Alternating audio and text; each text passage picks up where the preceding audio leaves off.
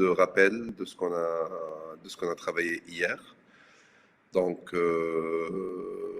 un 10 minutes de rappel pour pouvoir entamer le reste de notre formation. Du scale-up, bien sûr. Donc là, je vais partager mon écran pour la partie rappel. Hop, hop, hop, hop, let's play. Voilà. Tac, tac, tac.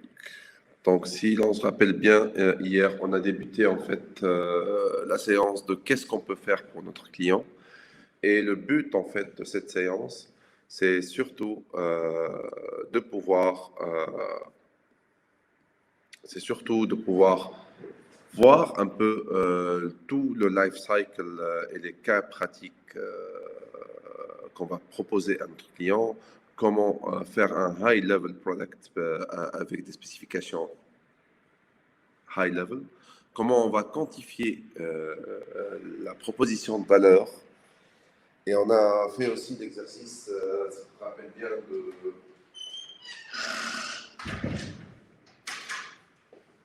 on a fait aussi l'exercice, si vous vous rappelez bien, de Steve Jobs et comment on a défini le core value d'une entreprise, son importance aussi dans le branding et ce qu'elle va créer comme différenciation entre vous et que ce soit les concurrents directs, indirects ou même si vous êtes dans un océan bleu, et ben, vous serez toujours avec le corps.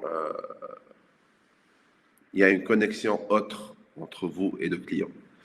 Donc, pratiquement, c'était ça. On a fait plusieurs workshops, plusieurs exercices, que ce soit pour le full life cycle use case.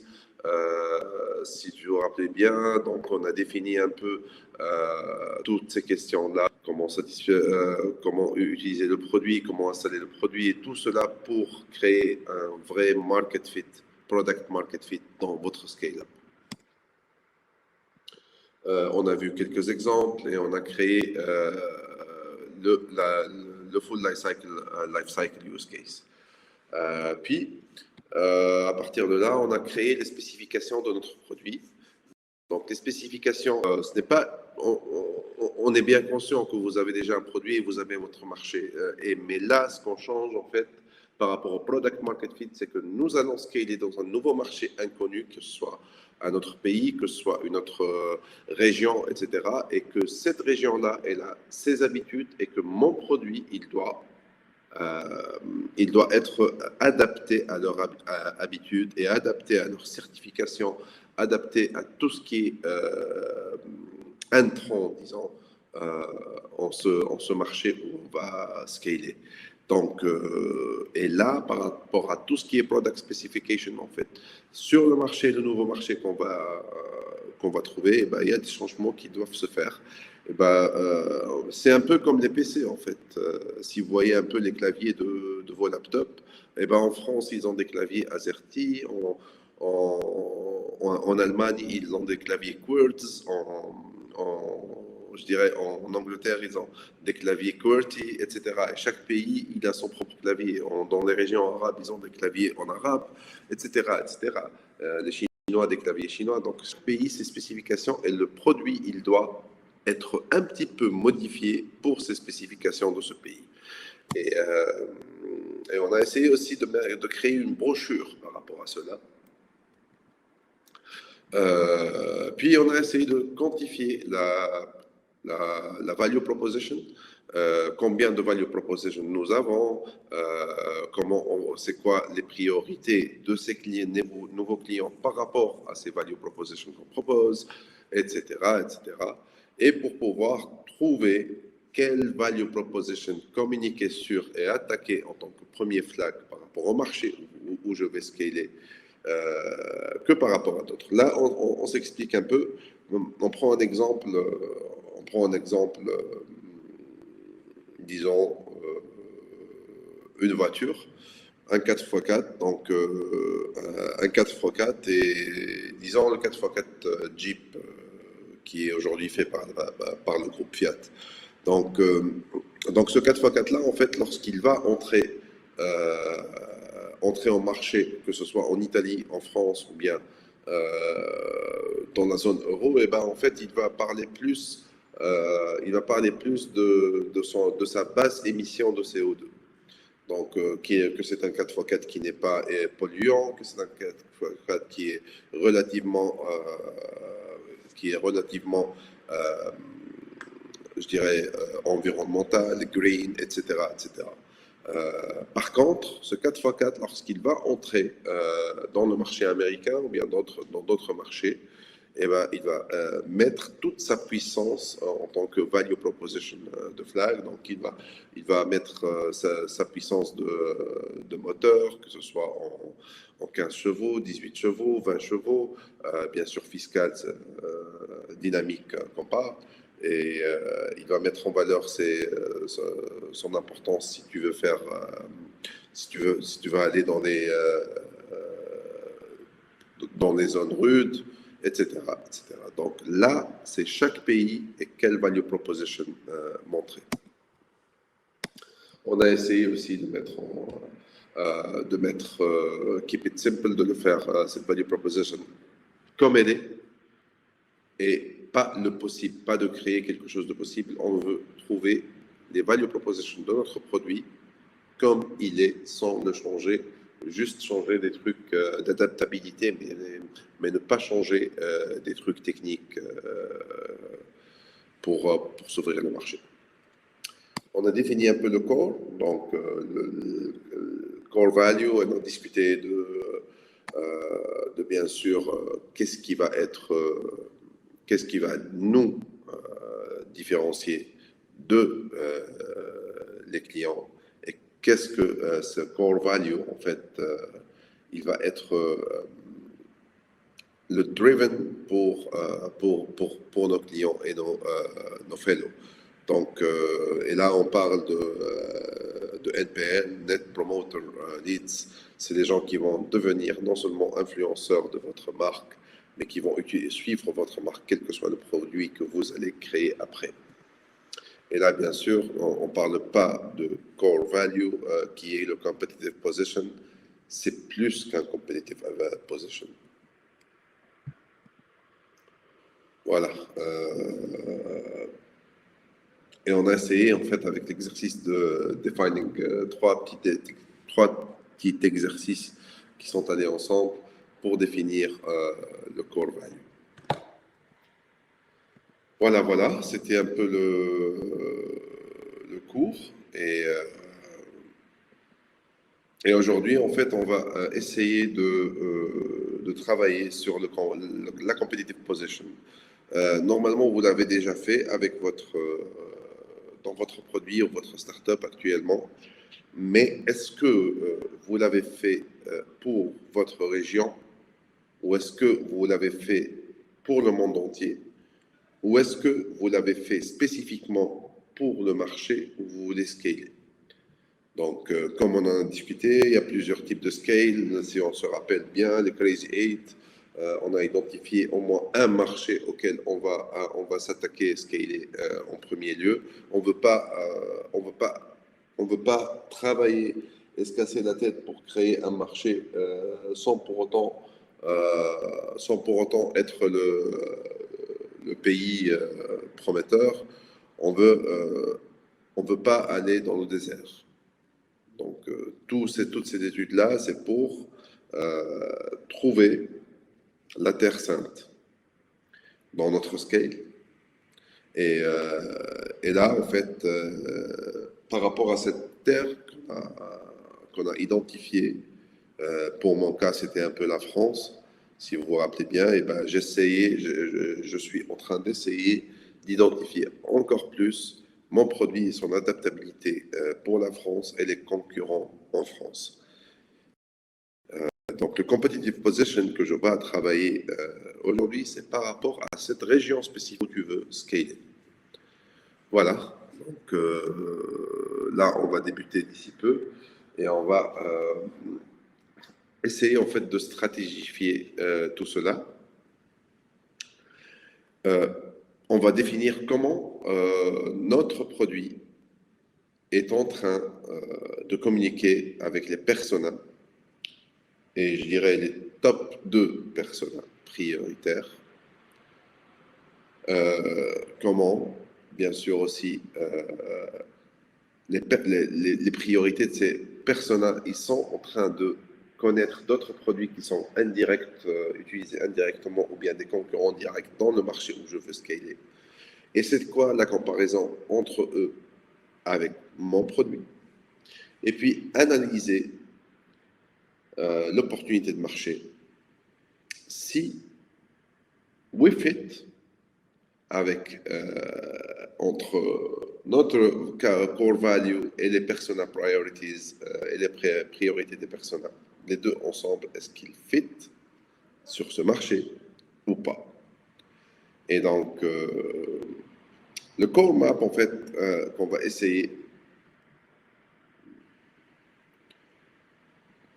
pour voir si le client, c'est ce que le client vraiment veut.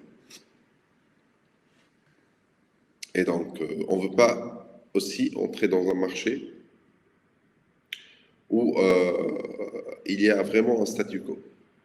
Donc, non, on doit être réellement dans une autre partie, pratiquement à part. On veut créer un bridge, créer un pont et nous mettre en valeur. C'est comme un peu la stratégie de Apple avec l'iPhone. Donc, tout le monde, il propose des téléphones qui sont extrêmement sur Android et qui sont extrêmement performants. Sauf que Apple se positionne sur un autre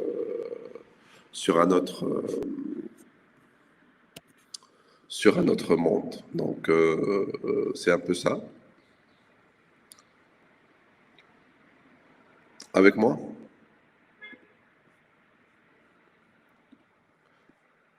Et on va essayer pour cela, en fait, et pour pouvoir travailler cela, on va essayer, en fait, de créer une matrice simple, en fait.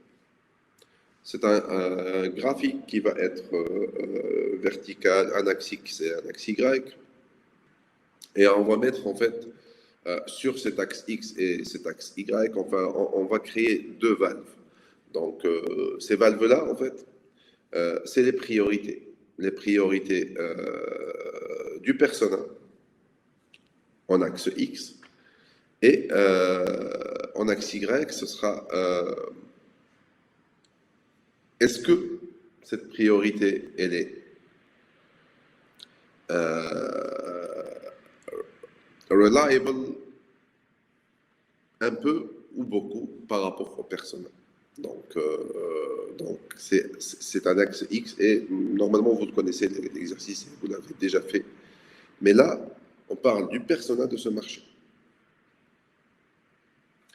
Et donc là, je vous montre un peu l'exercice pour pouvoir le travailler. Voilà.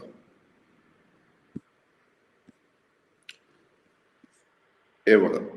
Donc en fait, par rapport à votre priorité, donc la priorité 1 et la priorité 2 des personas, bad, good. Et vous allez essayer de vous positionner et positionner en fait vos concurrents en ce sens-là. Donc je vous donne là maintenant 10 minutes par rapport à votre produit pour essayer en fait, par rapport aux priorités des personas, les deux priorités qu'on a choisies, de votre persona client, et d'essayer en fait de créer votre competitive positioning en ce sens-là, par rapport aux deux priorités qu'on a choisies. Avec bien sûr l'axe 0, c'est le bad, l'axe infini, et infini, c'est le good. Voilà. Je vous donne 10 minutes et on reprend. Nous revoilà. Donc on reprend. J'espère que vous avez pu travailler au moins un premier draft de votre competitive positioning. Bon, cette matrix, en fin de compte, ça va être un peu en ce sens-là.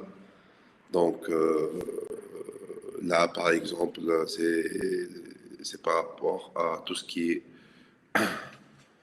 des marques, par rapport à Blue Spring, Sun Spring, etc. Et, et là, en fait, chacun, il est soit sur un axe de client qui est l'efficacité et l'autre par rapport à tout ce qui est reliability, reliable batteries. Là, on est en train de discuter de batterie. Et, et en fin de compte, en fait, SunSpring, qui est en fait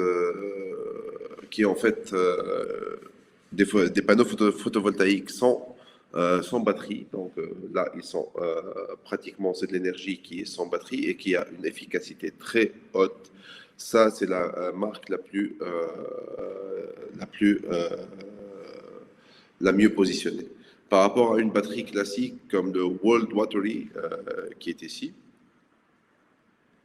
Donc c'est une batterie, ça c'est un fournisseur d'énergie avec de l'eau, donc il est fourni avec batterie et il est avec une efficacité très basse. Il y a Blue Spring par exemple qui est avec batterie mais qui est avec une efficacité haute. Donc là en fait c'est ce qui va pratiquement donner votre competitive position par rapport à vos concurrents et vous mettre un peu, je dirais, euh, dans un bridge qui est ailleurs. Si on veut voir un peu le bridge, c'est un peu ça. Donc, ce que l'on cherche en fait, c'est que vous soyez ici. Donc, le competitive positioning avec le core, avec les value propositions que nous avons créés, ça va créer en fait le pont qui va vous faire sortir de tous ces compétiteurs-là que vous voyez, compétiteur 1, compétiteur 2, etc., etc., compétiteur 3. Là, il y a le garde à vous qui ne laisse personne entrer. Et c'est qui ce garde à vous-là? C'est votre core value en fait. La core value est ce bridge qui est la connexion entre vous et le client direct, les personas que vous avez identifiés as is state. Et là, en fait, votre produit, il est là. Et là, le welcome to the land of milk, honey and new levels of value. Et c'est ce que vous avez créé votre propre nirvana et vous vous êtes sorti de toute cette concurrence-là.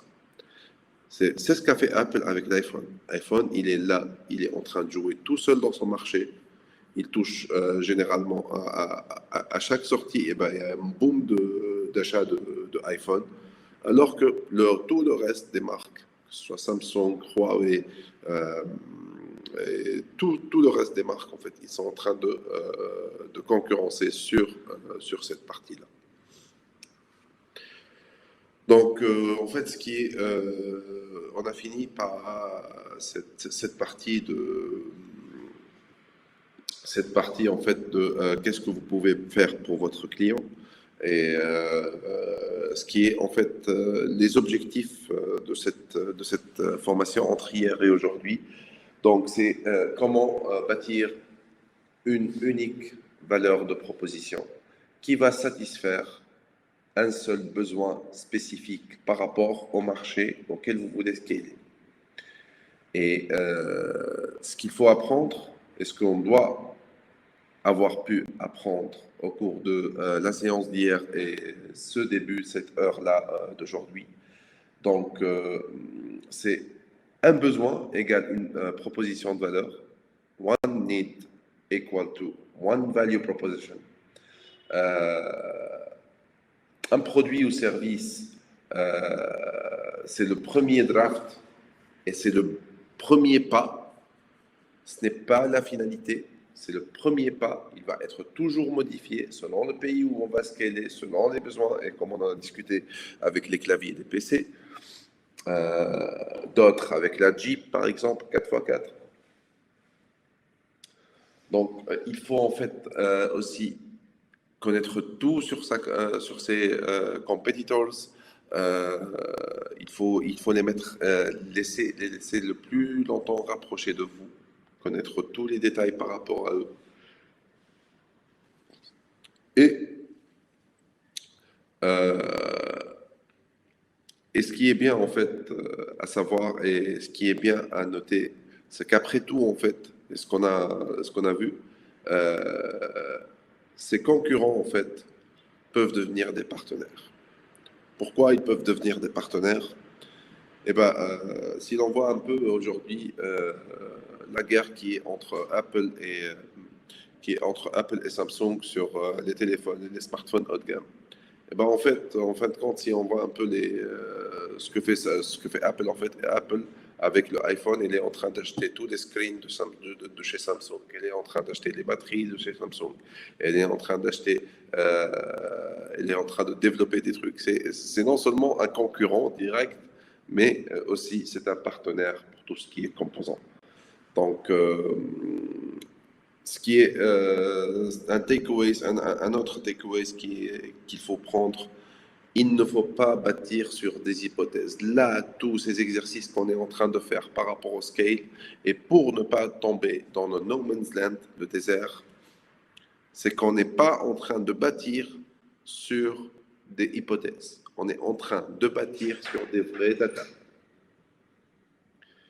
Et ce besoin-là, c'est un focus total sur donner une meilleure valeur, donner plus de valeur à nos clients. Ce focus qu'on doit prendre et prendre en considération au cours de cette séance. Donc maintenant, en fait, on va entrer sur la nouvelle formation, le troisième workshop. Et au cours de ce troisième workshop, en fait, on va travailler pratiquement, je dirais, la DMU, la Decision Making Unit qu'on a discuté lors de la première séance. Je dirais lors de la deuxième séance surtout, mais le premier workshop. Et en fait, on va créer le tunnel des sales. Donc, connaître qui fait quoi. Et à partir de ce qui fait quoi, on va avancer pour connaître comment on va pouvoir vendre notre produit. Et donc aujourd'hui, on va pratiquement travailler le tout sur la partie sales.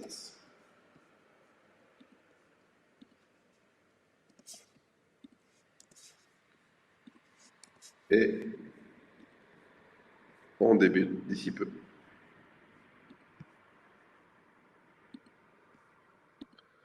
J'espère que mon écran est partagé maintenant. Donc, voilà. Donc, en fait, aujourd'hui, ce qu'on va faire, c'est surtout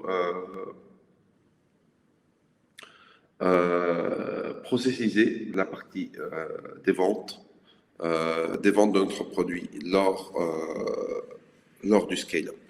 Donc, après avoir connu notre client, notre end-user, tous ses détails, tout son CV, après avoir connu les besoins de ce marché en termes de certification, en termes d'intellectual property, en termes de tout. Après avoir connu nos valeurs de proposition, après avoir connu notre core values, après avoir connu notre competitive position, là, on doit vendre. En fait, il y a une anecdote que l'on peut discuter, c'est que chez un ami qui est un hôtelier, donc, et cet hôtelier-là, en fait, il crée beaucoup d'événements. Donc, vu que la Tunisie, nous sommes plus sur un tourisme balnéaire estival et généralement les hôtels sont fermés toute la période d'hiver. Et ben lui, en fait, il a travaillé la partie MICE, qui est tout ce qui est événementiel et tout ce qui est partie aussi forums, etc. Et ainsi, il a créé des événements. Et en créant ces événements, en fait, il a acheté des solutions, il a essayé de digitaliser, que ce soit connaître son client, cet événement, par exemple, de techno, il vise quelle population, comment communiquer à cette population, mon competitive ads buttons par rapport à d'autres qui sont plus près à Gamart et lui qui est à Hamamet, etc., etc. Il a tout fait, tout synthétisé avec une solution, avec des badgings virtuels, avec un prix qui est assez compétitif, en connaissant bien son client, etc., etc. Et là, on en sent en fait, sa communication. Sa communication, elle était très très bien sur Facebook, sur Instagram, sur les réseaux sociaux, sur la radio, etc., etc.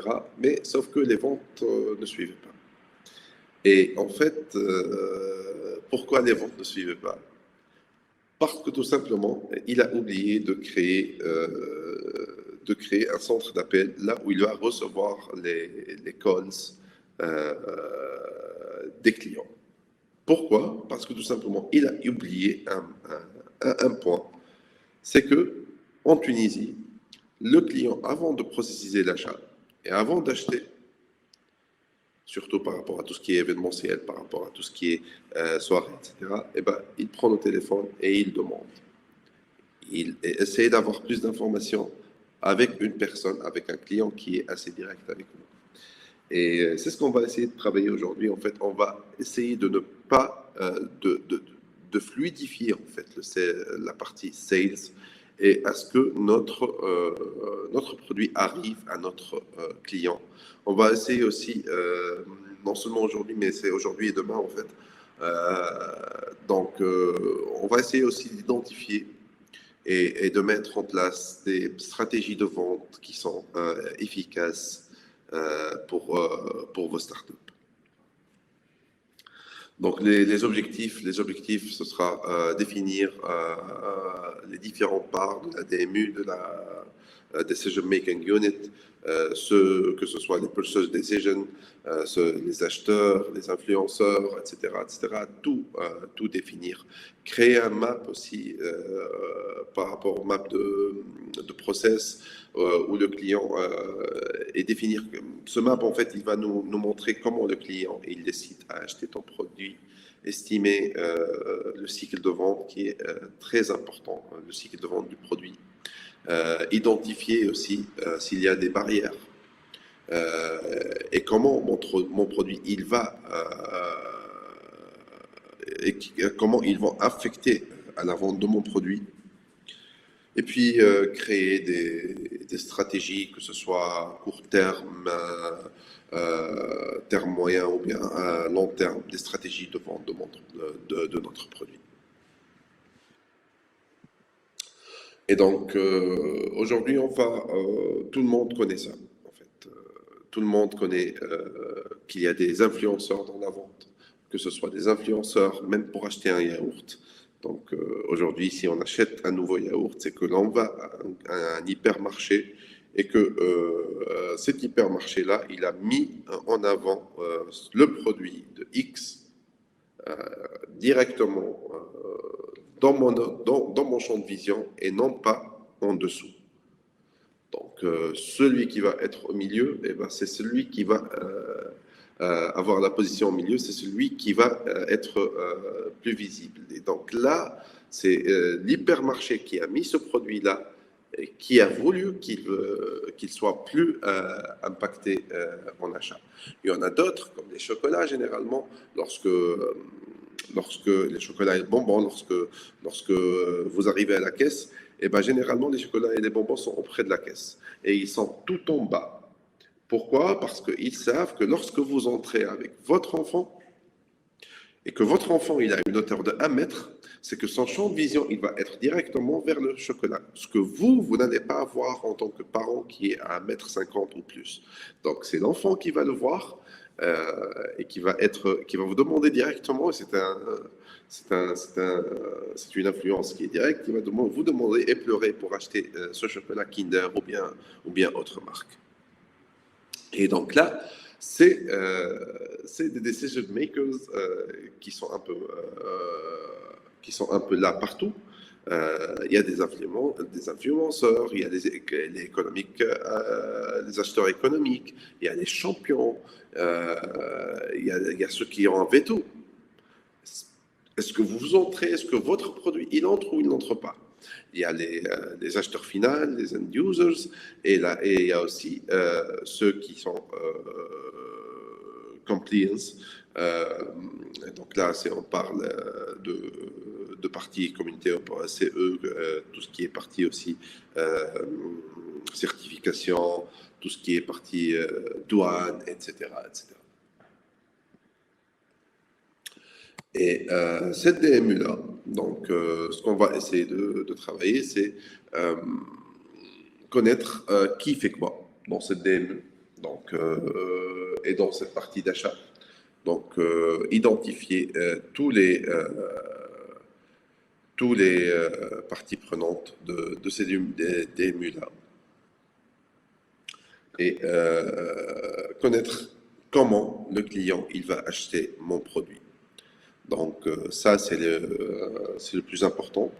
Connaître qui aussi va être l'avocat de notre produit et l'avocat de l'achat de notre produit.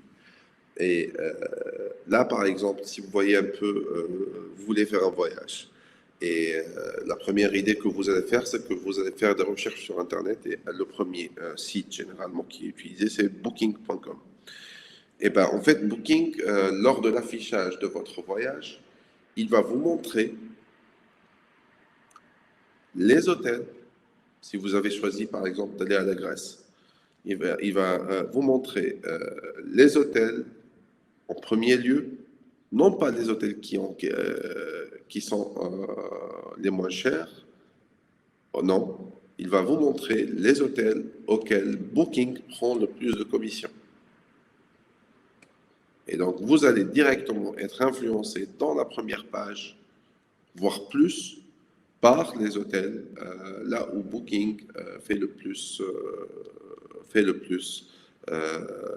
de marge et prend aussi le plus de pourcentage. Donc, et là aussi, on doit connaître les influenceurs et voir comment ils sont en train d'influencer sur l'achat et la décision de notre produit. Et donc, afin de bien vendre notre produit aux clients, on doit vraiment connaître qui fait la décision ultime par rapport à l'achat. Pourquoi? Parce que dans cette phase de scale-up, en fait, là, on est en train d'écrire et de dessiner et de mapper. Et dans cette phase d'entrée au marché et dans cette phase de scale-up, en fait, nous allons être démunis de ressources. Et ces ressources sont des ressources financières qui sont assez basses, surtout pour nous, les startups. Et en fait, il faut le maximum aller vers les influenceurs et les decision-making units qui vont me donner un ROI, un return on investment rapide.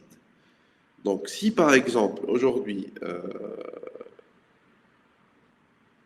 je sais que Booking, il va me vendre mes chambres d'hôtel le plus possible sur une période qui est assez morte, qui n'est pas une période estivale, et ben, je vais donner le maximum de pourcentage à Booking pour qu'il me vende mes produits. Et donc, ça, c'est l'influence de Booking, ça, c'est l'influence. Et ben, c'est ce qu'il faut identifier, tous les types d'influenceurs et leur pouvoir et leur ROI qui va être en place.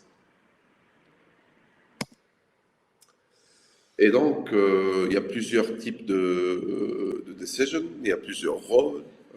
Il y a le champion, par exemple. C'est la personne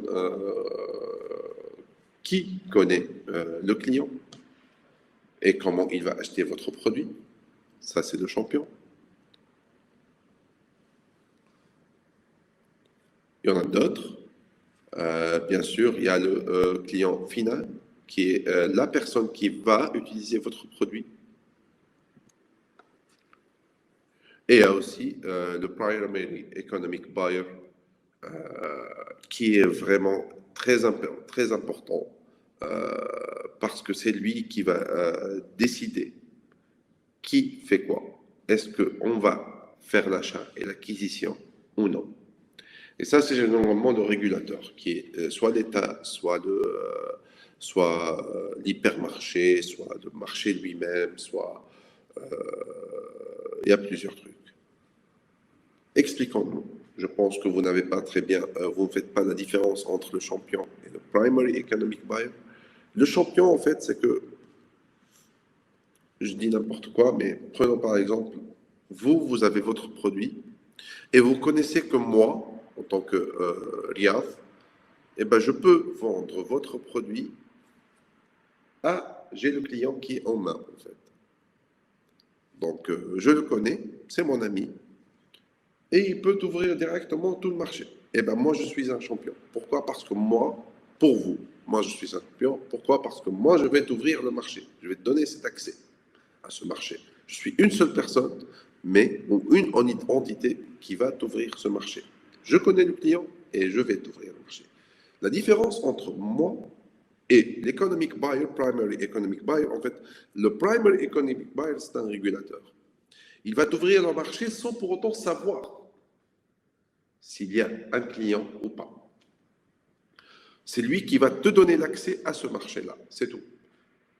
C'est comme la douane, c'est comme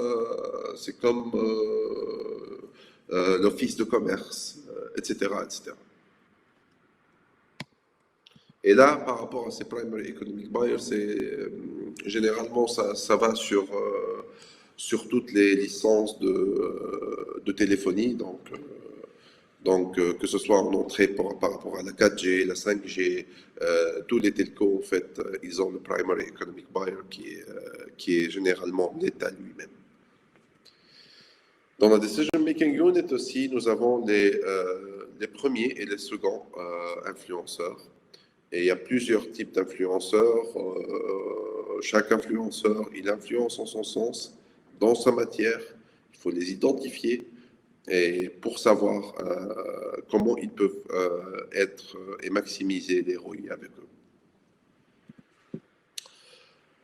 Il y a ceux qui ont le veto power, et là, c'est ceux qui vont créer un rejet, l'habilité du rejet de notre produit. Là, en fait, on parle de laboratoires, par exemple, des services qualité, etc., etc. Ceux qui sont que lorsque mon produit il a été mis en vente et que à un certain moment, après vérification, pour une raison ou une autre de qualité ou bien de certification qui est fini, etc., et ben, ils vont rejeter mon produit et il pourra ne plus être vendu. Donc, on le connaît très bien, ce coup-là, dans tout ce qui est médicaments, d'année en année, on voit des médicaments qui sont en train de sortir du marché. Pourquoi? Parce qu'ils sont soit révolus, soit qu'ils ont trouvé, des études ont montré qu'ils sont néfastes pour la santé. Et il y a les acheteurs, donc les purchasing department, et ça c'est un autre obstacle dont on a parlé, c'est comme Carrefour, c'est comme Géant, c'est comme les hypermarchés, Amazon, etc., etc. Et c'est eux qui décident aussi comment votre produit va être vendu. Et donc, là j'ai un exemple d'un centre de formation pour les enfants, il s'appelle Youth Hub. Et j'aimerais, avant de discuter de Youth Hub, j'aimerais voir si vous pouvez identifier vos DMU par rapport à vos produits. Et vous avez 20 minutes pour identifier un champion, votre utilisateur final, le primary economic buyer sur le marché que vous avez décidé de travailler. Donc, on reprend. J'espère que vous avez identifié votre Decision Making Unit. Et là, on va, à partir de là, on va prendre l'exemple de Youth Hub. Youth Hub, en fait, euh, c'est un centre de formation pour les jeunes entrepreneurs. Il va inclure l'entrepreneuriat et le design pour les enfants âgés entre du 10 jusqu'à 16 ans. Donc, généralement, il va leur montrer tout ce qui est design thinking, les méthodes, comment aller faire des questionnaires aux enfants, comment vendre des produits, etc., etc. C'est des petits modèles, des petites formations pour donner plus d'appréhension aux enfants à devenir et à connaître mieux l'entrepreneuriat. Bien sûr, en Tunisie. Euh, Par exemple, pour Youth Hub, en fait, pour le cas de Youth Hub, qui est un peu un cas particulier parce que Youth Hub, il est en Tunisie. Donc, le champion, en fait, pour Youth Hub, c'est les, euh, c'est les directeurs des écoles, les psychiatristes, les parents, les amis des parents, les amis de la famille, etc. Ça, ce sont les champions. Ça, ce sont les personnes qui vont influer à ce qu'un autre enfant, il vienne, ou bien à tout un groupement d'enfants, à ce qu'ils viennent ensemble faire la formation. Donc, et là, c'est le rôle, par exemple, du directeur de l'école. Donc, ça, c'est un champion. Les end users pour Youth Hub, ce sont des enfants âgés entre 10 jusqu'à 16 ans. Les primary economic buyers, c'est généralement en Tunisie, c'est le papa. Rarement, c'est la maman. Là, c'est un cas qui est démographique. Pourquoi? Parce qu'en Tunisie, c'est le papa qui est qui est celui comment dire ça? Who spent money? So that's it. Mais c'est en train de changer en fait, hein.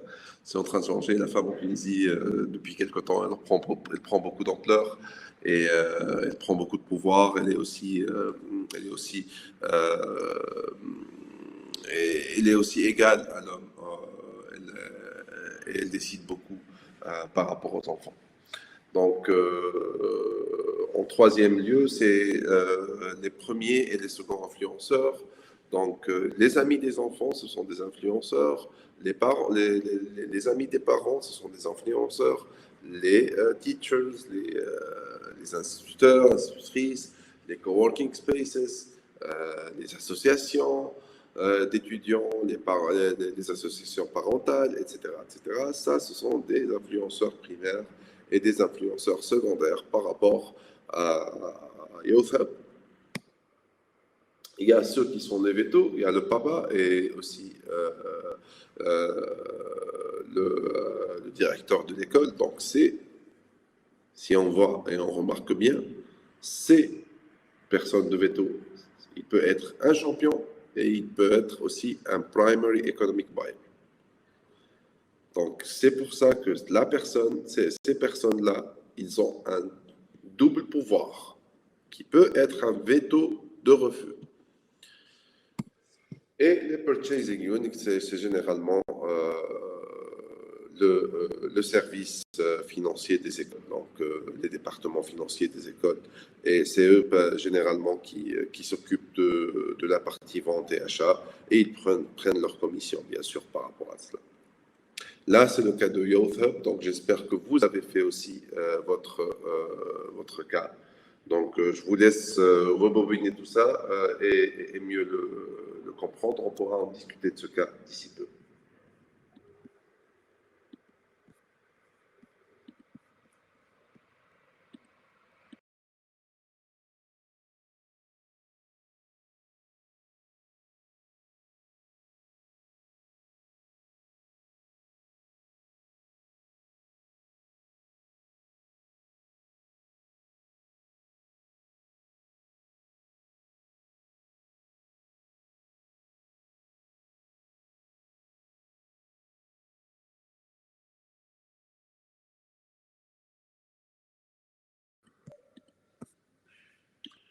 Voilà, si vous avez des questions, je suis avec vous. On peut en discuter encore plus. S'il y a des clarifications, on peut en discuter. Donc, David,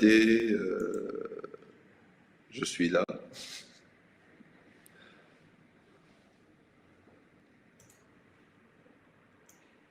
Avant que j'avance, parce que si je vais avancer, en fait, on va partir sur une autre unité. S'il y a quelque chose d'incompréhensible sur les Decision Making Units, merci de le noter et de me le dire.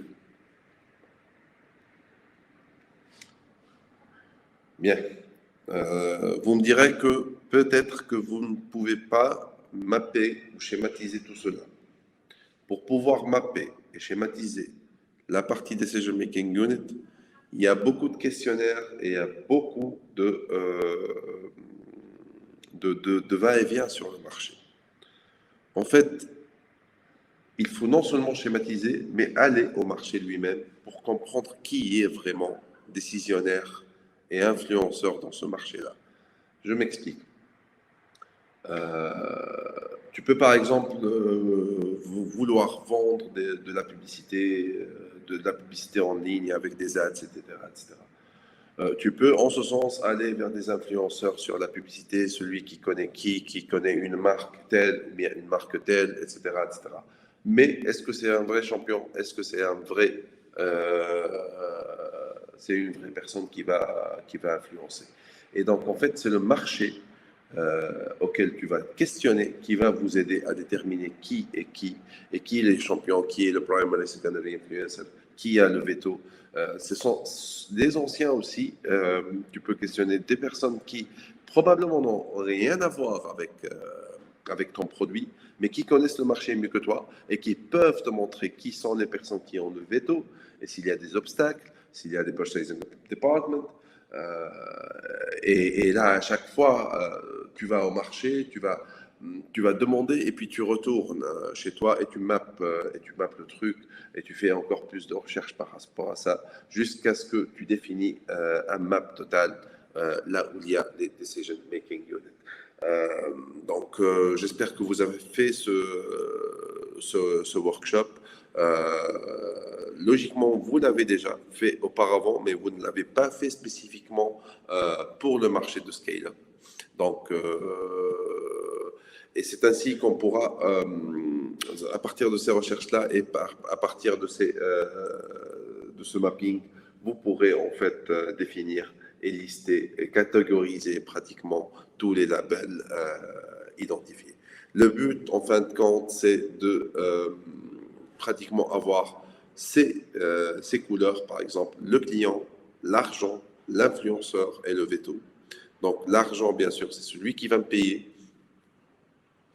Et là, en fait, on a pratiquement mis par exemple, on prend la mère qui va faire le focus sur l'improvement et l'awareness de son fils, qui va prendre soin du planning et de l'organisation, qui va prendre soin de tous les détails par rapport à son fils et par rapport à sa formation. Donc, en fait, la maman, elle peut être client, elle peut être payeur et elle peut être influenceur aussi en même temps parce qu'elle peut décider, elle peut influencer son fils à faire uniquement cette formation et à ne pas à ne pas aller par exemple faire une formation de football ou une formation de boxe ou un sport. Donc, d'autre côté, il y a des enfants qui est lui-même le end user, mais il veut faire la fête, il veut faire du fun, il veut avoir plus de fun avec ses amis. Donc lui, en fait, c'est un influenceur. Tous les enfants, ce sont soit des influenceurs, soit des vétos. Pourquoi? Parce qu'il peut directement, un enfant, dire à son ami, non, c'est nul ce truc, eh ben, on n'y va pas, non, c'est nul. Et ce cas des enfants qui se disent ces trucs ensemble, en fait, on dit en français, on nazifie euh, le besoin ou le produit. Le produit, il le rend de naze. Et donc l'enfant, vu qu'il n'a pas encore de caractère fort pour comprendre ce qui est bien, ce qui est faux, il est facilement influençable par ses amis. Donc, lorsque ils vont dire que ce truc-là, il est naze, par exemple, il n'est pas bien, etc., et ben, il faut le prendre en considération. C'est comme un veto parce que l'autre, il va décider de ne pas le faire avec lui. Il y a le papa qui n'a pas vraiment le même truc comme sa maman, mais lui, il a un focus sur les coûts, en fait. Il manage un peu les coûts de la famille. Donc, il paye aussi les factures. Et il veut des choses qui sont pratiques. Donc, il peut être le client parce qu'il va voir qu'une formation en entrepreneuriat, c'est pratique pour son enfant. Il peut être aussi l'acheteur, donc il va donner son argent. Et il peut être aussi le veto par rapport à une formation donnée parce que s'il n'y a pas d'argent, eh ben, il ne va pas acheter. Donc, il n'a pas le budget, il ne va pas acheter. Voilà. Il y a le school principal, le directeur des écoles. Et là, c'est lui qui est le plus en contact entre parents et enfants. C'est lui qui demande, plutôt, les parents lui demandent des advices, donc il lui demande des conseils et généralement c'est lui qui manage tout ce qui est extrascolaire, activité extrascolaire. Donc c'est lui qui ramène des trucs à l'école ou au lycée qui sont extrascolaires, c'est lui qui fait pratiquement les sorties pour faire des tours et des excursions, etc., etc. Donc lui, généralement, il a un veto, mais son veto, il n'est pas puissant. Donc, il peut influencer le parent, il ne peut pas influencer l'enfant. Parce que l'enfant, en fait, il y a comme un point entre le school principal, le directeur d'école et l'enfant. Donc, généralement, il n'influence pas l'enfant, mais il a un pouvoir sur les parents. Voilà. Et il y a les associations parentales qui, eux, sont uniquement des influenceurs. Et donc, ils ont une base de données énorme de parents. Donc, ils peuvent être directement te mettre en contact lorsqu'ils vont envoyer un emailing ou bien ils vont faire des téléphones, etc. etc. Tu vas avoir que des parents. Ils sont très, très, très reconnus par les parents et trusted. Euh, Pourquoi? Parce qu'ils font des activités, ils ouvrent beaucoup d'opportunités pour les enfants et ils ont déjà travaillé avec eux, ils ont vu des trucs bénéfiques avec eux. Donc là, c'est un exemple concret des Decision Making Unit. Euh, J'aimerais bien aussi que vous créez votre decision. C'est très important. C'est très important pour canaliser les ventes, pour savoir qui fait quoi, qui va acheter, qui va uniquement être un marketeur.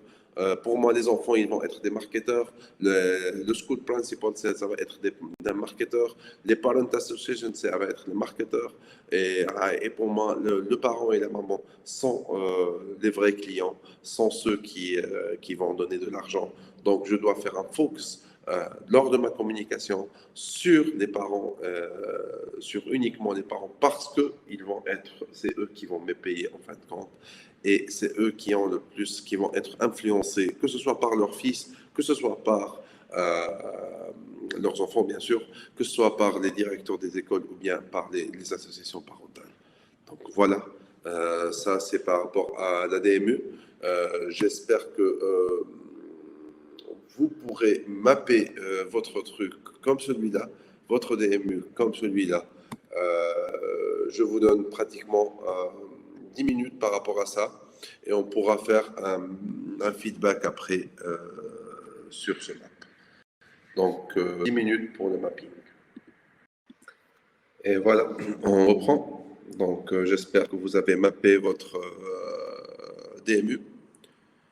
Et voilà. Maintenant, j'espère que si vous voulez, on peut prendre quelques feedbacks, si vous avez quelque chose à présenter ou à en discuter. Pour moi, j'aimerais bien que on sort avec des petites conclusions par rapport à ces DMU parce que c'est vraiment quelque chose de très important par rapport à vos ventes futures dans le scale. Donc, réellement, vous avez besoin de comprendre toute la chaîne de valeur du process de vente. Ceux qui décident, ceux qui bloquent, ceux qui peuvent influencer, ceux qui sont des champions, ceux qui sont primary economic buyers. Certainement, les champions et les primary economic buyers, comme on a vu là, c'est le papa et la maman, sont les plus importants. Mais il ne faut jamais oublier qu'eux-mêmes, ils peuvent être des veto power, mais aussi qu'il peut y avoir d'autres decision making unit veto power qui est externe. Donc aussi, il faut très bien prendre en connaissance et en considération les primary et secondary influencers, les premiers. On ne peut pas les ignorer. Pourquoi? Parce qu'ils peuvent créer une influence négative sur nous. Et cette influence négative, même s'ils n'achètent pas, ils peuvent influencer les gens à ne pas acheter. Donc, et là, ce sera négativement contre nous. C'est le cas que, en fait, en France, dernièrement, je dirais les deux ou trois dernières années, en fait, avec la polémique sur Kinder et sur Ferrero par rapport à tout ce qui est huile de palme, et bah, la ministre, en fait, ou bien c'était une députée ou quelque chose comme ça, elle a essayé de bloquer tout produit Ferrero sur le marché français. C'est le cas aussi lorsque, en période de la guerre d'Irak, que la France a mis le veto par rapport à la guerre d'Irak. Elle a mis le veto dans le Conseil de l'ONU pour que les États-Unis n'attaquent pas.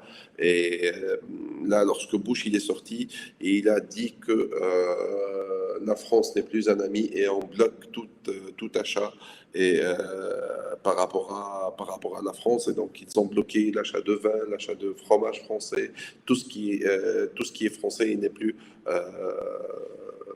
plus importable aux États-Unis.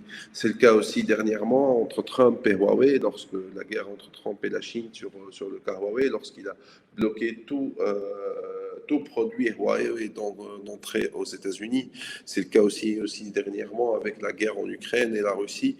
Donc tout produit russe, il a été bloqué d'export et ils les ont même bloqués pour tout ce qui est import. Donc l'Union européenne n'exporte aucun produit à la Russie. Donc ça, c'est les vétos. Il faut bien prendre en considération et les nommer et les savoir. Donc j'espère que ça a été bien assimilé. Là, nous allons mapper le process de l'acquisition d'un client payant. Et donc, comment on va avoir ce client payant? On doit l'identifier et le mapper. Donc, en ce sens, en fait, et durant cette section, ce qu'on va faire, en fait, c'est créer des process pour chaque client. Comment il est en train de décider, comment il est en train d'acheter notre produit. Donc ça, c'est tous les petits process, il faut les mettre en évidence et les créer.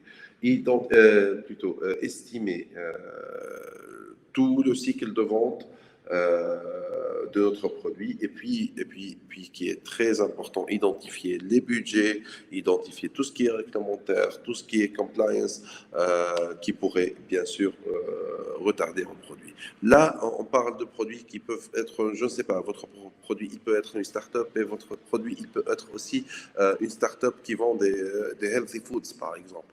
Là, pour tout ce qui est healthy foods, si vous voulez entrer dans un autre marché et que vous allez exporter votre produit à la France ou bien en Allemagne ou bien X ou bien Y, eh ben, il y a un délai de consommation.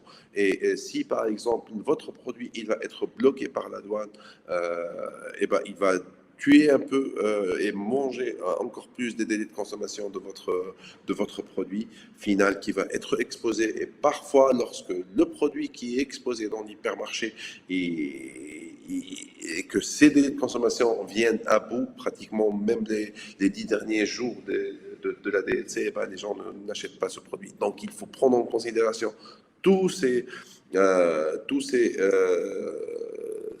choses-là et déterminer en fait comment les decision making units qu'on a identifiés par rapport par rapport à notre client, ils vont créer un grand pas avec notre client pour qu'il achète le produit et pour que on gagne son argent, bien sûr. Donc, le process de conversion d'un potentiel client euh, à un paying client, à quelqu'un qui paye, parce que les potentiels, on peut en avoir une dizaine de milliers, mais quelqu'un qui va payer, c'est autre chose. Qui va faire entrer sa main dans sa poche et faire sortir l'argent, ou bien qui va mettre sa carte de crédit ou mettre le chèque, c'est autre chose. C'est totalement différent et pratiquement, généralement, on part du 100% vers pratiquement le 2-3%. Donc, il faut bien prendre en considération cela. Et entre tout cela, en fait, c'est l'understanding qu'on doit savoir par rapport à toute la longueur de la chaîne de valeur du cycle de vente, par rapport à bâtir toute une fondation sur les coûts, sur le customer acquisition. Et aussi, on va parler bien sûr du coca. Donc le coca, c'est le customer acquisition, cost of customer acquisition, les coûts pour l'acquisition d'un client. Et ça, c'est un facteur qui est extrêmement, extrêmement, extrêmement important. Pourquoi? Parce qu'il entre directement dans le coût direct du produit. Et on doit, comme on a dit aussi, on doit identifier toutes les parties prenantes pour qu'une personne achète. Donc les parties prenantes et les obstacles, entre autres, et bien sûr être apte réellement à, à montrer à tous vos stakeholders, vos investisseurs, tous ceux qui connaissent et qui comprennent en fait le journey, le customer journey pour l'achat. Pourquoi? C'est très important parce que en faisant cela, en fait, l'investisseur, il va voir en vous le vendeur. Non seulement vous êtes un fondateur, mais il va voir en vous quelqu'un qui a processisé, qui sait ce qu'il veut faire, qui a créé des deadlines, qui a mis tout en évidence et qui sait ce qu'il veut faire et qui va vendre. Ça donne plus de confiance à un investisseur à investir en vous. Même si vous n'avez pas encore vendu. Donc, c'est quelque chose d'extrêmement important. Et pour cela, en fait, il faudra réellement mapper tout cela. Donc, les choses à considérer, à prendre en considération sur ce map-là, c'est tout ce qui est partie budgétisation, tout ce qui est purchasing authority, la partie achat, etc., etc. Identifier toute la partie budget, toute la partie achat, les autorités d'achat, s'il y a des taxes, s'ils vont prendre des commissions, etc., etc., de tous les DMU et de tous les process qui va être mis. Donc là, en fait, il faut identifier tout cela pour savoir en fait les coûts et aussi le temps. Le temps, c'est de l'argent. Le temps, il peut tuer la durée de vie d'un produit. Le temps, il peut faire facilement que votre produit n'est pas le first mover dans le marché. Le temps, il peut mettre que votre produit n'est pas disponible, alors que des produits qui sont de substitution ou des produits concurrents directs sont disponibles. Et là, c'est pour tout ce qui est consuming goods. Donc, pour tout ce qui est aussi achat des fêtes, si aujourd'hui je vais à Carrefour ou à Géant ou bien à un hypermarché, je ne trouve pas des yaourts et que j'ai besoin d'acheter, je ne trouve pas votre yaourt en place et que j'ai besoin d'acheter un yaourt pour les enfants, eh ben, je vais acheter un yaourt du concurrent et il va être le yaourt de substitution. Vous n'êtes pas sur vous n'étiez pas en fait. Et c'est pour ça que le temps, pour être en cela, il est très important. Donc, pour cela, en fait, on va essayer de travailler tout un workshop euh, par rapport à ce mapping, étape par étape pour le process, déterminer tous les key players de chaque étape et estimer toute la partie timeline pour cela. Donc, et on va bien sûr reprendre le même exemple de Youth Hub et l'expliciter encore plus. Et sincèrement, pour pouvoir mapper ce process-là, donc il faut en fait retourner à la partie full life cycle use case qu'on a travaillé, les questions qu'on a mis. Il faut les rappeler, les mettre en évidence devant moi. Comment le client il va déterminer le besoin ou bien l'opportunité de sortir du statico et d'activer un client qui est acheteur et qui veut faire quelque chose, acheter mon produit, bien sûr. Comment le client va trouver mon produit ou bien va entendre de ton produit, comment le client il va analyser mon produit, comment le client il va acquérir mon produit, comment le client il va installer mon produit et comment le client il va payer mon produit. Donc là, c'est le cas de ce qu'on doit faire. Et pour le cas de Youth Hub, par exemple, et le process, comment acquérir son client. Donc, comment on va contacter Youth Hub? Donc, il va contacter les parents, les associations des parents, et va essayer de créer un rendez-vous avec eux pour récupérer la base de données des parents. Il va essayer de créer des meetings avec les écoles privées afin de pouvoir donner sa solution à ces écoles privées. Il va essayer aussi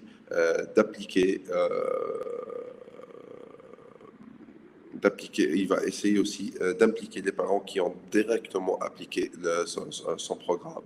Il va aussi essayer de voir les associations des enfants, donc s'il en existe, et il va voir avec les CIO et les CIO de ces associations-là. Il va mapper tout le process de sales. Donc, pour pouvoir mapper l'accès aux influenceurs, ça va lui prendre 1 à 2 mois pour pouvoir en fait créer la génération de leads. Il va prendre 2 jusqu'à 1 mois, 2 semaines jusqu'à 1 mois, pour pouvoir en fait créer la conversion d'un lead jusqu'à un payeur. Donc, ça va lui prendre 2 semaines.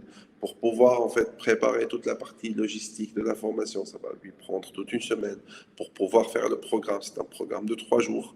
Pour pouvoir faire le follow-up d'après programme, c'est encore 3 jours. Donc, tout cette timeline du paying customer, comment il va se faire. Pourquoi? Parce que ça influe directement sur votre cash flow. En fait, vous, en tant qu'entrepreneur, vous allez avancer toute une partie de ressources humaines, toute une partie de matériel adéquat à acheter pour la formation, toute une partie de réservation de salle et paiement de la salle, toute une partie d'achat de post-café, toute une partie d'acquisition d'ambassadeurs, de paiement d'influenceurs, etc., etc. Mais vous, en fin de compte, vous allez n'être payé qu'après 2 mois et lors du début de la formation.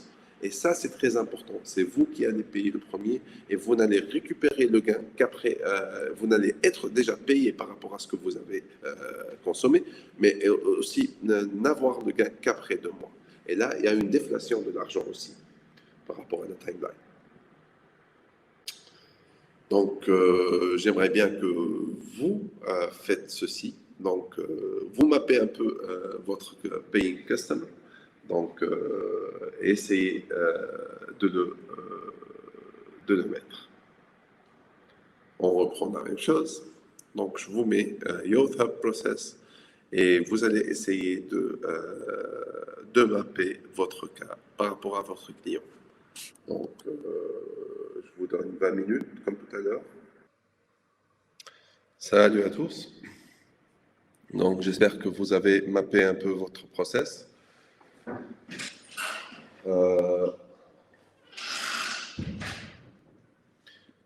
Et voilà, maintenant, on va essayer de mapper le process des ventes pour l'acquisition directe des clients. Donc, après ce qu'on a mappé tout à l'heure par rapport aux clients payants, maintenant, mapper tout le process de vente.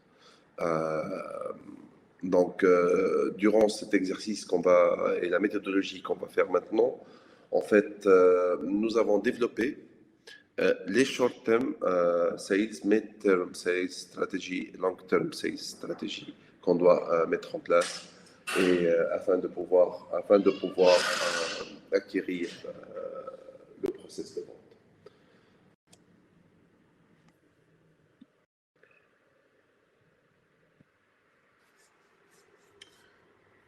Et voilà, donc toutes les stratégies, on va aussi pouvoir calculer le COCA, donc, et avoir pratiquement toutes les données par rapport au tunnel de stratégie. Pourquoi? Parce que le COCA, il est très important, il est très important aussi dans les quantités des produits qu'on va exporter ou bien sur le marché qu'on va y aller. Donc, COCA, pour rappel, c'est Cost of Customer Acquisition. Et par rapport à cela, donc c'est simple. Le COCA, comme j'ai dit, il va vous aider à connaître mieux et mieux surtout le besoin des sales, tous les coûts qui sont dans la partie vente va vous aider à avoir je dirais un assessment rigoureux et honnête par rapport à toute la partie sales. Il faut savoir qu'il y a les coûts qui sont liés directement à un produit et il y a les coûts commerciaux. Et là, le COCA, il va vous aider à avoir les coûts par rapport aux produits, vous les connaissez parce que ils sont assez définis, ils sont réglés. Mais le coût d'acquisition du client, comment on va le connaître et il faut qu'il soit précisé pour le savoir.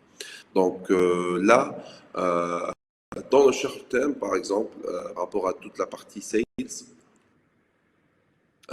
nous allons faire un focus sur la création d'une demande et surtout à ce qu'on puisse répondre à ces demandes directement à partir de notre production du produit.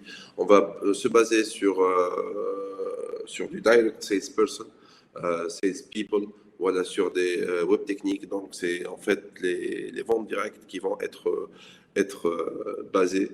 On va aussi travailler sur les interactions directes avec les clients qui ont besoin. On va utiliser aussi les feedbacks des clients pour monter et créer une itération et enchaîner surtout la partie effet de boule de neige pour avoir plus de clients. Donc, en fait, ce stage short term pour tout ce qui est vente débute par une demande sur votre produit et non pas il est généré directement ou automatiquement. Par rapport à midterm, il va faire un focus sur le word to mouth. Donc, les gens, les utilisateurs qui ont utilisé ton produit, ils vont euh, eux-mêmes devenir des net promoter lead, et ils vont en parler à leur famille, à leurs amis, ils vont vous aider à la distribution, ils vont eux-mêmes devenir des distributions, un canal de distribution. Plutôt aussi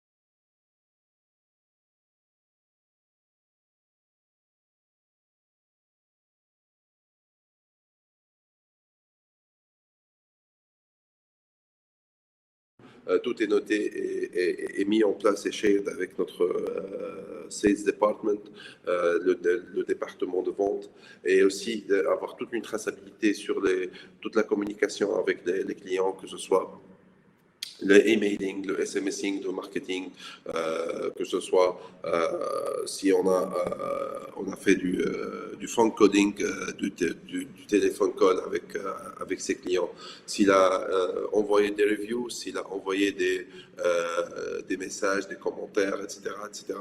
Toute la partie data, en fait, elle est importante pour cette relation client. Et à partir, en fait, du midterm, on va débuter avec les distributeurs et les resellers, les revendeurs.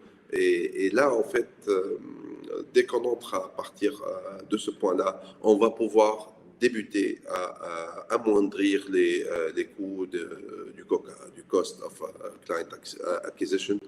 Euh, Reste long terme. Long terme, on va toujours focuser à ce qu'on réponde aux demandes des clients, aux demandes produits, bien sûr, à ce que notre business,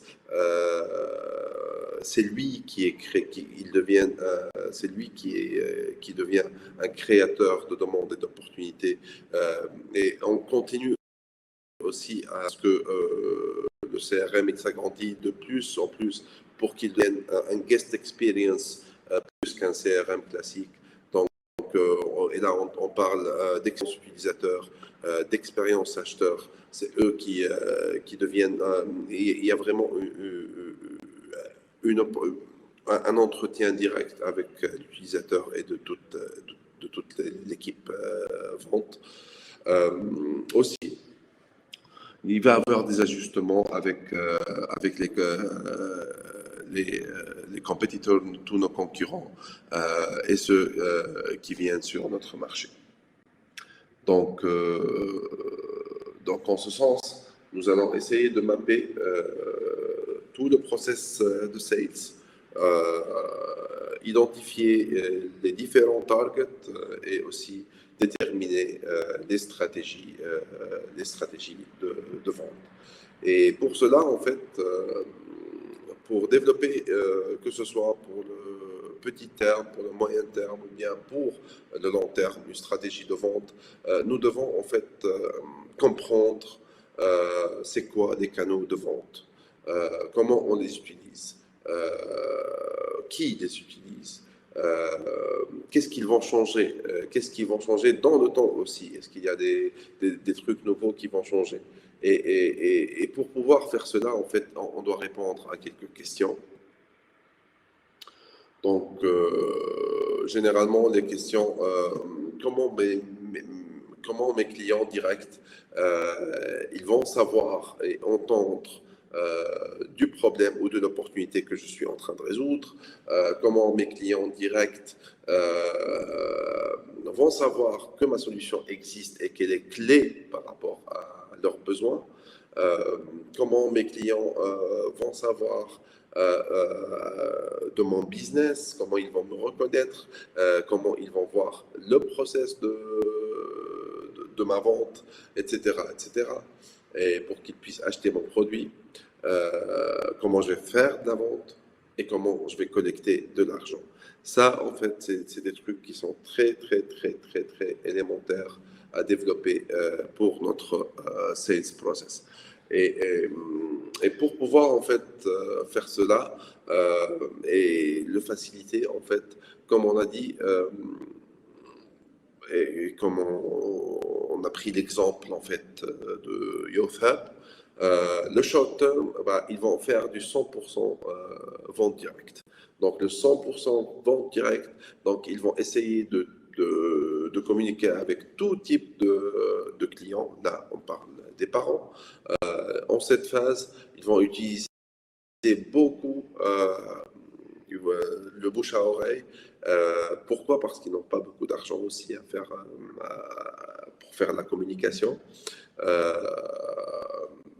Après, tout ce qui est en fait moyen terme, ils vont laisser le direct sales, la vente directe, donc le short term, il continue, mais il va diminuer à 70% et ils vont débuter les collaborations B2B.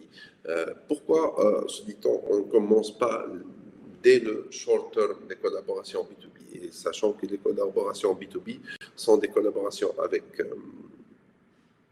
avec les écoles privées, sont des collaborations avec les NGO, les associations, les clubs, etc., etc. Parce que tout simplement, une collaboration B2B, elle prend du temps.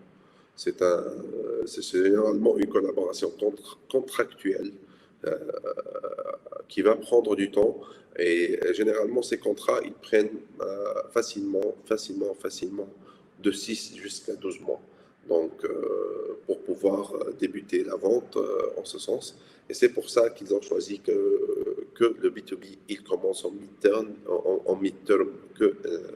que de commencer en short-term. Et pour le long terme, donc ça va être un peu, le direct sales, il va tomber à 10%, le B2B, il va être à 20%, et puis ils pensent que tout ce qui est leur site en ligne et les distributeurs, et là on parle des programmes online, etc., ils vont devenir 30% de leur sales funnel. Et tout ce qui est système de franchise, parce qu'ils pensent à créer des franchises et des ambassadeurs et des clubs qui peuvent s'exporter un peu partout dans leur scale-up. Bien sûr, ça va être une opportunité à 40% de sales. Donc là, c'est leur acquisition et comment ils l'ont fait et comment ils l'ont stratégifié. C'est à vous maintenant de penser à cela, d'essayer de mapper votre short-term, mid-term et long-term. Et je vous donne pratiquement par rapport à ce workshop 20 minutes aussi. On se voit à pratiquement 12h25 pour terminer le dernier exercice. Et voilà. Donc, on reprend. J'espère que vous avez fait l'exercice de Map Sales Equal. Donc, vous avez, je pense que pratiquement maintenant, vous connaissez et vous avez fait euh, toute la partie du besoin en sales, de reconnaissance des clients et de tout le process de la vente et quand activer et quand et sur quoi, sur quelle période activer un process de vente. Donc, toujours en short term, vous allez faire du direct sales, vous allez essayer de vendre votre produit pour avoir le plus de feedback avec le minimum d'impact sur les clients. Pourquoi? Parce que s'il y a une failure avec mon produit avec un seul client, eh ben, il ne va pas avoir un impact marketing énorme. Or, il va y avoir un failure avec beaucoup de clients. Là, si on voit le B2B, par exemple, collaboration avec une école privée pour YouthHub, eh ben, malheureusement, tu vas perdre toute l'école ensemble et ça va répercussionner avec les écoles des environs. Pourquoi? Parce qu'avec le word to mouth,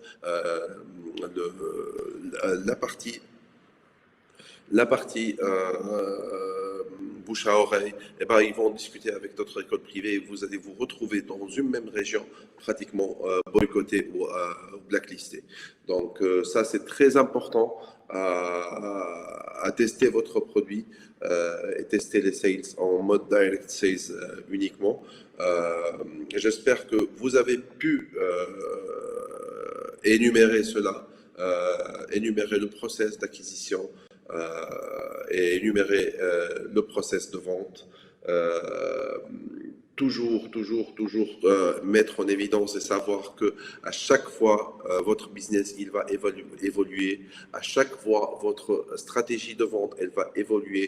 Si vous allez scaler sur un autre pays, et ben sur votre second pays, par exemple, vous voulez aller en Chine, ou vous allez aller après avoir attaqué le marché français, vous voulez aller en Chine, ou bien vous voulez aller en Afrique, ou bien vous voulez aller en Amérique, et ben, tout le process de sales il va changer. Tous les process qu'on a étudiés de DMU, de Direct Making Decision, Decision Making Unit plutôt, et tout ce qui est influencing, tout ce qui est champions, etc., tout ça va changer avec. Euh, si vous avez des questions, je suis là pour en discuter. S'il y a des trucs flous, je suis là pour en discuter. Et l'idée, sachez que l'idée, c'est toujours de pouvoir travailler ensemble. Ce que l'on aimerait sortir après la formation d'aujourd'hui, c'est l'understanding et la compréhension du process de vente et de sa crucialité et de sa criticité par rapport à une start-up et par rapport au scale-up. Donc, ne jamais dire hypothèse, je crois, je pense, non. Il faut apprendre, il faut aller au marché, il faut en parler et essayer d'en discuter. Les ventes ne viennent pas à votre bureau, sincèrement. Il faut aller chercher les ventes, il faut attaquer le marché et essayer d'aller chercher. Et la vente, en fait, c'est pas quelque chose de rapide. Elle a besoin de patience. Prends ton temps, prends beaucoup ton temps, parce qu'une fois votre produit chez le client, eh ben, vous n'avez plus la main sur le produit et il peut créer des feedbacks négatifs sur vos produits. Donc, ce qu'on a compris aujourd'hui aussi, c'est la DMU, Decision Making Unit, qui est très important par rapport, comme on dit, par rapport au succès de vos ventes. On a fait une immersion aussi par rapport aux demandes clients et leur process par rapport à ces demandes. On a fait quelques tactiques, on a essayé quelques tactiques et c'est ce qui va nous aider par rapport à votre startup pour créer la stratégie et on a validé pratiquement tout ce qui est en relation avec le client.